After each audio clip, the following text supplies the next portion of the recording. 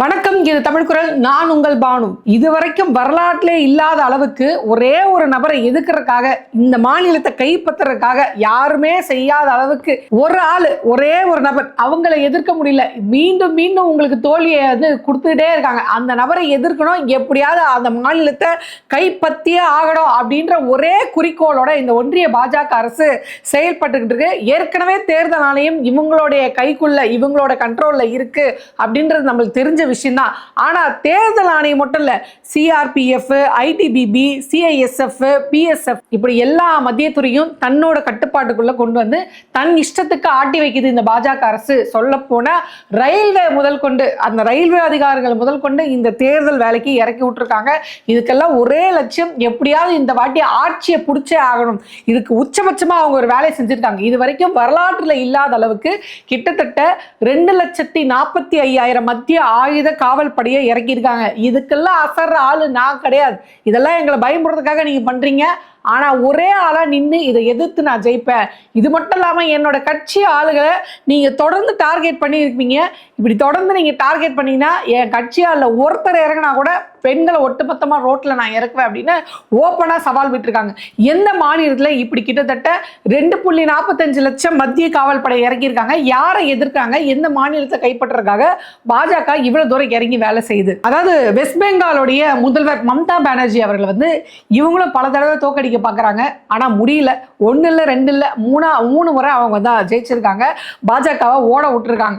அது வந்து இந்த வாட்டி எப்படியாவது நம்ம ஜெயிச்சே ஆகணும், வெஸ்ட் பெங்காலை கைப்பற்றியே ஆகணும்ன்ற குறிக்கோளோட பாஜக இறக்கிருக்கு. 4வது அடியும் நானே வருவேன் அப்படின்னு சொல்லி இந்த வாட்டி மம்தா பானர்ஜி அவ்வளோ விடாம சளைக்காம அவங்களும் அடிக்கிறாங்க.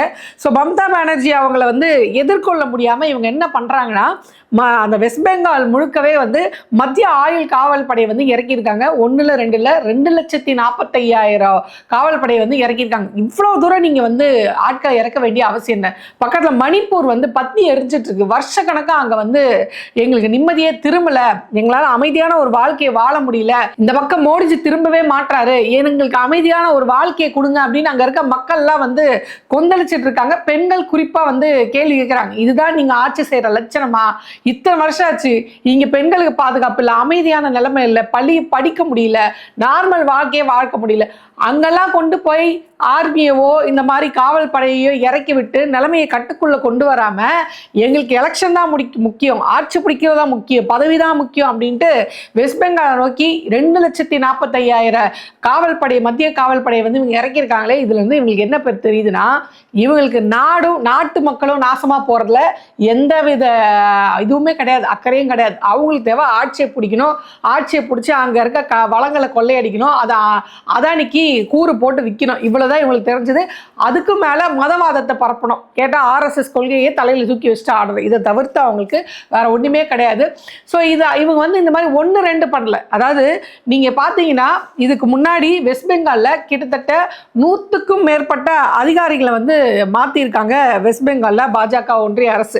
அதாவது தலைமைச் செயலாளர் நந்தினி சக்கரவர்த்திக்கு பதிலாக துஷ்யந்த் நரியாலா அப்படின்றவங்க வந்து இவங்க மாத்தினாங்க. இது மட்டும் இல்லாம உள்துறை செயலாளர் ஜெகதீஷ் பிரசாத் மீனாவுக்கு பதிலாக சங்கமித்ரா கோஷ் அப்படின்றவங்கள மாத்தினாங்க. இதே மாதிரி டிஜிபி பியூஷ் பாண்டேவுக்கு பதிலாக சித்தார்த் குப்தாவை மாத்தினாங்க. கொல்கத்தாவுடைய மாநகர காவல் ஆணையர் அஜய் குமார் அவர்கள் வந்து மாத்தினாங்க. கிட்டத்தட்ட 180க்கும் மேற்பட்ட காவல் அதிகாரிகளை மாத்திருக்காங்க. 10 மாவட்டங்கள்ல மாவட்ட ஆட்சியாளர்களை மாத்திருக்காங்க. 12 மாவட்டங்கள்ல காவல் கண்காணிப்பாளர்களை மாத்திருக்காங்க. அவங்க இதுக்குதான் மம்தா பானர்ஜி வந்து கேட்டாங்க, இங்க என்ன எமர்ஜென்சி பீரியட் ஏதாவது போயிட்டு இருக்கா, எதுக்கு இவ்வளோ அதிகாரிகளை வந்து மாத்திட்டு இருக்கீங்க?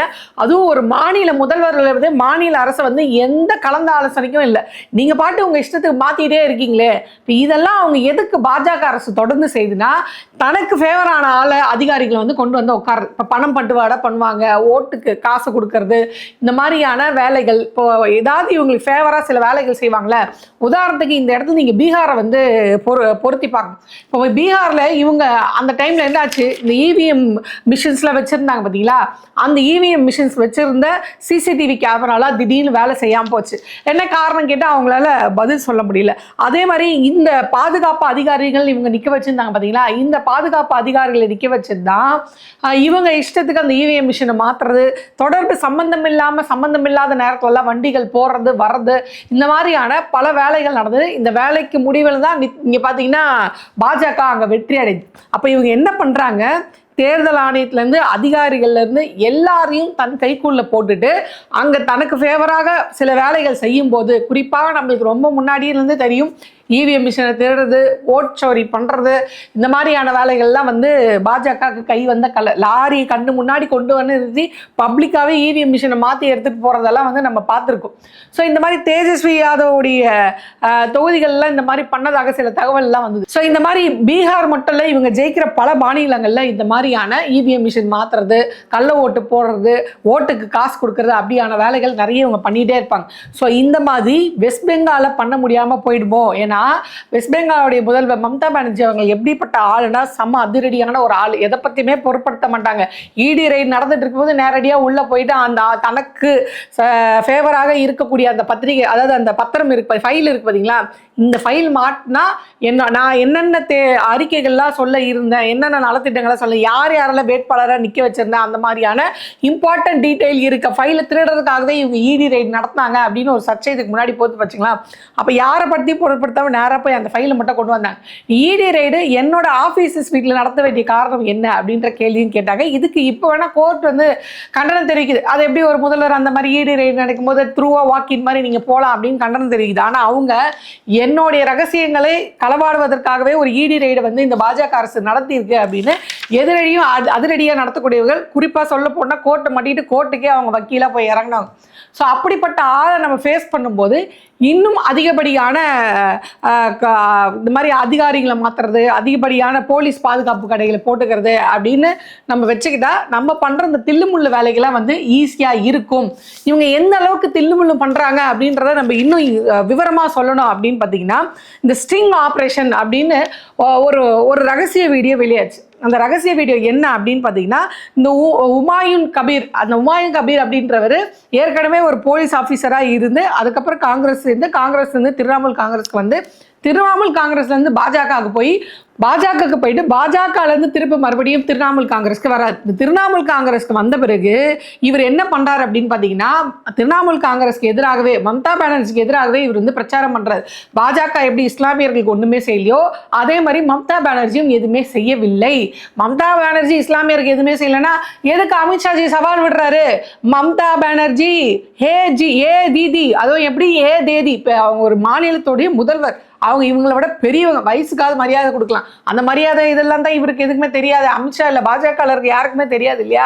ஹே தீதி, நீங்க நினைச்சா கூட பாபர் மசூதியை வந்து வெஸ்ட் பெங்கால்ல கட்ட முடியாது, அதுக்கு இந்த பாஜக அரசு ஒத்துக்காது அப்படின்னு ஏன் மம்தா பானர்ஜியை பார்த்து பாஜக சொல்லுது? அப்போ அவங்க இஸ்லாமியர்களுக்கு ஆதரவாக இருக்கக்கூடிய ஒரு கட்சி அப்படின்றது வெளிப்படையாக எல்லாருக்குமே தெரியும். அவங்க சிறுபான்மையருக்கு இஸ்லாமியர்களுடைய பாதுகாப்பை உறுதிப்படுத்துகிற ஒரு கட்சி அப்படின்னு.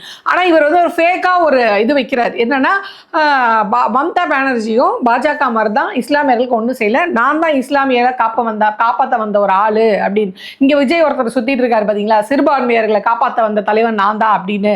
அதே மாதிரி தான் அங்கே அவர் வந்து இஸ்லாமியரை காப்பாற்ற வந்த ஆள் நான் தான் அப்படின்னு சொல்லி அவர் கதை விட்டுட்டு இருந்தார். இப்போ இந்த ஸ்ட்ரிங் ஆப்ரேஷன் மூலியமாக தான் உண்மையிலே இவர் யாரை காப்பாற்ற வந்த தலைவர் அப்படின்னு தெரிஞ்சது. அது என்னன்னா, 1000 கோடி ரூபாய் வந்து பாஜக இவருக்கு கொடுத்துருக்கு, அதாவது அசைன்மெண்ட் கொடுத்துருக்கு. நீ வந்து சரியா இந்த அசைன்மெண்ட் செஞ்சிட்டினா இப்போதைக்கு 200 கோடி பேமெண்ட்டு, சரியா செஞ்ச பிறகு மீதி இருக்க பேமெண்ட்டோட சேர்த்து டெப்யூட்டி சிஎம் பதவியும் உனக்கு கொடுப்பேன். அது எப்படி அந்த டெப்யூட்டி சிஎம் பதவினா, நான் சிறுபான்மைக்கான தலைவர் அப்படின்னு சொல்லி கிட்டத்தட்ட ஒரு 70 சீட்டுக்கு மேலே நான் வாங்கிட்டேன்னா மீதி சீட்டை பாஜக வாங்கிடும். அப்போ நான் போய் அவங்களோட கூட்டம் சேர்த்து அவங்க சிஎம், நான் டெப்யூட்டி சிஎம். இதே பிளான் தான் இங்கே விஜய் வச்சு பாஜக செஞ்சுட்டு இருக்கு. சிறுபான்மை தலைவர் இவர் ஒரு 70 சீட் வாங்கிட்டாருன்னா, அவங்க ஒரு குறிப்பிட்ட சீட் வாங்கிட்டாங்கன்னா 2 பேரும் சேர்ந்து நீ சிஎம் நான் டெப்யூட்டி சிஎம் அப்படின்ற ஸ்ட்ராட்டஜி நோக்கி நகர்ந்துட்டு இருக்கு. ஸோ அதுக்கும் இதுக்கும் எவ்வளோ ஒத்து போகுதுன்னு நம்ம பார்க்க வேண்டியிருக்கு. ஸோ இந்த நிலைமையில் தான் இந்த வீடியோ வெளியான பிறகு தான் ஓகே, பாஜக அதிகாரிகளை கைப்பற்றுறது மட்டும் இல்லாமல்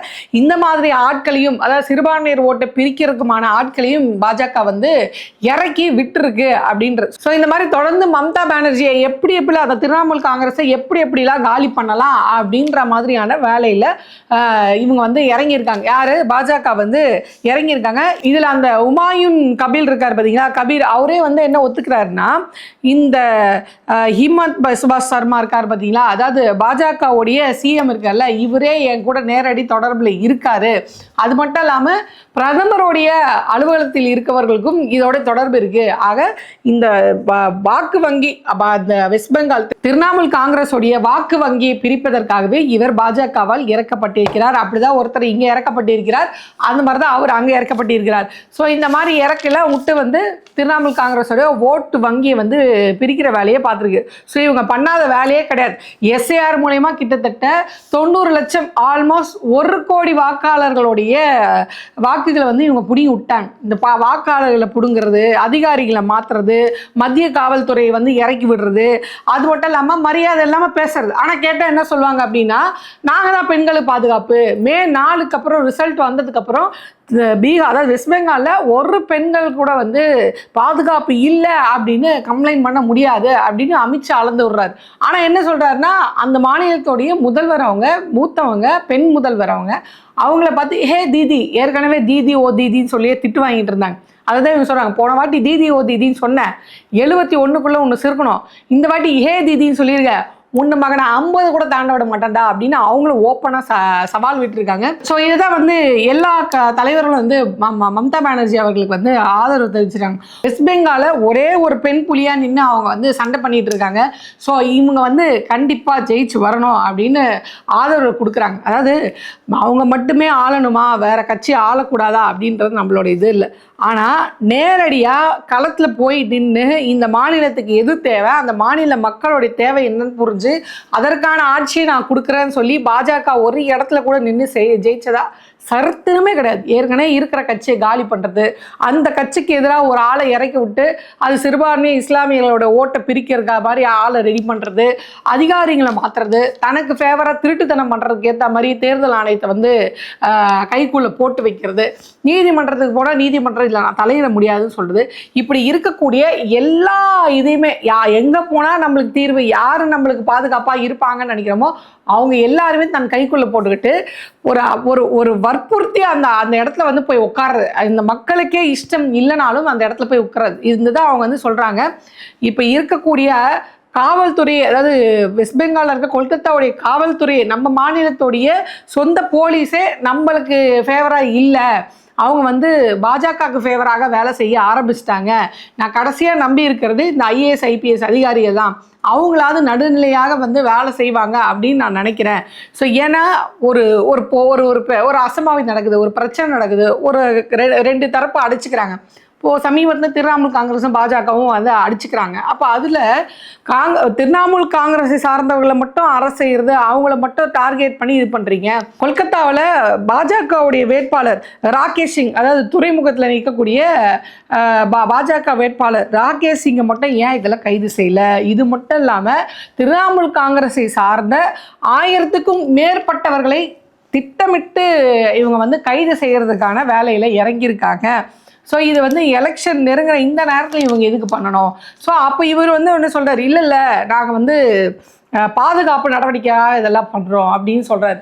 பாதுகாப்பு நடவடிக்கைன்னா இப்போ திரிணாமுல் காங்கிரஸ்காரங்க மட்டும் தான் அதை பண்ணிட்டு இருக்காங்களா, பாஜக சார்ந்தவங்க பண்ணலையா? அப்போ இது திட்டமிட்டு யாரெல்லாம் இந்த கட்சிக்காக சரியாக இறங்கி வேலை செய்வா, எந்த அதிகாரிகள்லாம் நடுநிலையாக இருப்பா, அவங்கள தூக்கு, இந்த கட்சிக்கு ஸ்ட்ராங்காக உழைக்கக்கூடவங்க யார், அவங்களெல்லாம் லிஸ்ட்டை போட்டு தூக்கு அப்படின்னு சொல்லி முழுக்க சல்லியாக நான் வந்து இறங்கி சல்லித்தனமான வேலைகள்லாம் செய்வேன் அப்படின்ட்டு பாஜக செஞ்சிட்ருக்கு. ஆனால் இவங்க, அதாவது வெஸ்ட் பெங்காலுடைய முதல்வர் மம்தா பானர்ஜி அவர்கள் வந்து இதுக்கெல்லாம் நடுகிற ஆள் நான் கிடையாது, நான் உங்களை எதிர்த்து நிற்பேன், இதுக்கெல்லாம் நான் பயப்பட மாட்டேன், நீ 2 லட்சம் நான் 4 லட்சம் கூட கூட்டிட்டு வா, நான் எதிர்த்து நிற்பேன், போராடுவேன், ஜெயிப்பேன் அப்படின்னு ரொம்ப ஸ்ட்ராங்காக சொல்கிறாங்க. ஸோ நாளைக்கு அங்கே முதல் கட்ட தேர்தல் வந்து நடக்கவிருக்கிறது, இன்னைக்கு 2ஆம் கட்ட தேர்தலும் இருக்குது. ஸோ இந்த 2 கட்ட தேர்தலுக்கு அப்புறம் முடிவுகள் வரும்போது தெரியும் இந்த வாட்டி பாஜக வந்து இவ்வளோ அடக்குமுறைகள், அதாவது அதிகாரிகளை மாற்றுறது, அது மட்டும் இல்லாமல் இந்த மாதிரி ஆட்களை இறக்கி விடுறது, ஓட்டை பிரிக்கிறதுக்காக ஆட்களை இறக்கி விடுறது, குறிப்பிட்டு அந்த கட்சியை சார்ந்த முக்கிய நபர்கள் எல்லாம் கைது பண்ணுறது, அவங்களுக்கு அவங்களுடைய இம்பார்ட்டன்ட் ஃபைல்ஸ் எல்லாம் இடி ரெய்டுன்ற பேரில் அதை போய் திருடுறது, இந்த மாதிரி இவ்வளோ வேலை செஞ்சும் மே 4, 2024 தெரிஞ்சிடும் பாஜக வந்து பீகார் அங்கே எங்கே இவங்க பண்ணாங்க பார்த்தீங்களா, திருட்டுத்தனம் பண்ணி ஜெயிச்சாங்க பார்த்தீங்களா, அந்த மாதிரி வெஸ்ட் பெங்கால்லையும் இவங்களுடைய வேலை நடக்க போதா, இல்லை மம்தா பானர்ஜி 4வது முறையாக அங்கே முதலமைச்சராக ஆட்சியை பிடிக்க போகிறாங்களா அப்படின்றத நம்ம பொறுத்து இருந்து மே 4ஆம் தேதி பார்ப்போம்.